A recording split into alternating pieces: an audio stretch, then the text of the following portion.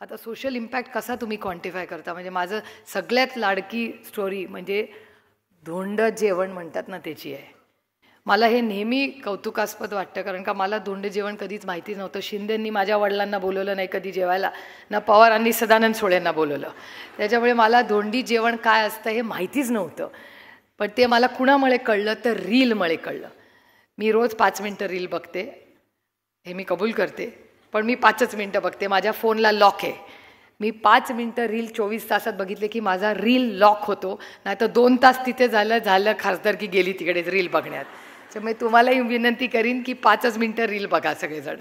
आणि ते बघता ते खरं नसतं. काल ते पत्रकार माझ्यावर म्हणले कॉमेंट द्या. आजकाल मी बघते पुणेकरांमध्ये, वंदनातही तुम्ही जरा लक्ष घाला, आजकाल रील्स करून नको नको ते पुण्यात व्हायला लागले. ते कुठेतरी थांबवा प्लीज. आणि त्याच्यात रिस्क पण इन्व्हॉल्व आहे. त्याच्यामुळे हे रील्सचं गंमत म्हणून ठीक आहे, पण ती गंमत आहे एवढंच समजून करा. त्याच्यात आज जे मी वर्तमानपत्र आणि मीडियावर बघते अतिशय काळजीचं आहे. त्याच्यामुळे एक समाज म्हणून रील्समध्ये सेफ्टी फर्स्ट हे घरी जाऊन प्लीज प्रत्येकाने आपल्या मुलांना सांगा, कारण का अतिशय गंभीर विषय तो व्हायला लागला आहे. पण रील्स बघत असताना मी एक फोटो बघितला. एक पक्षाचे आमदार आहेत ते आणि त्याची बायको फार कौतुकाने त्यांच्या जावयाचे पाय धुवत होते.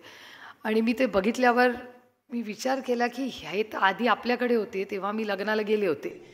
म्हणले हा बाबा का पाय धुतोय, लग्न तर होऊन 5 वर्ष झाली. तर मी ते अजून बघितलं आणि मग उतरले मी गाडीतून. मला कोणीतरी भेटलं, मला वाटतं हे प्रशांत दादाच भेटले. मी प्रशांत दादांना विचारलं की हा बाबा याचे पाय का धुतोय, याचं लग्नाला तर आपणच एकत्र गेलो होतो. ते म्हणले अरे ताई येतं धोंडी जेवण आहे. म्हटलं म्हणजे काय? ते म्हणले दर 4 वर्षांनी जावयाला जेवायला बोलवायचं असतं आणि सासू 3 वर्षांनी तुम्ही धुतं वाटतं. तर त्यांनी सांगितलं की दर 3 वर्षांनी जावयाला बोलवायचं आणि जावयाचे पाय धुवायचे. म्हटलं कशासाठी? म्हटले नाही अशीच पद्धत असते. तर मी म्हटलं की मी माझ्या लोकसभा मतदारसंघापासून सुरू करणार. जरूर धोंडी जेवण करा, माझा त्याला विरोध नाही, पण असं करूया आपण सासूनी त्याचे पाय धुवायच्या ऐवजी जावयांनी आईचे आणि सासूचे पाय धुवायला पाहिजे की एवढी सोन्यासारखी मुलगी आम्हाला दिली.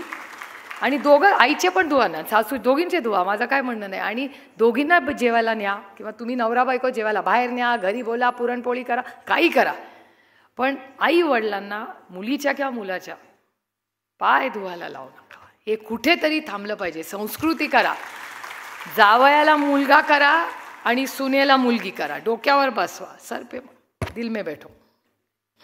आणि ह्या सगळ्या ज्या प्रथा आहेत ह्या सोशल चेंज दाखवतात.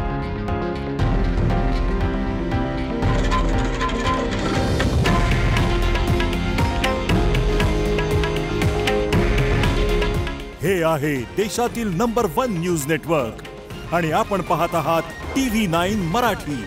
काळजी तुमची, हित महाराष्ट्राचं.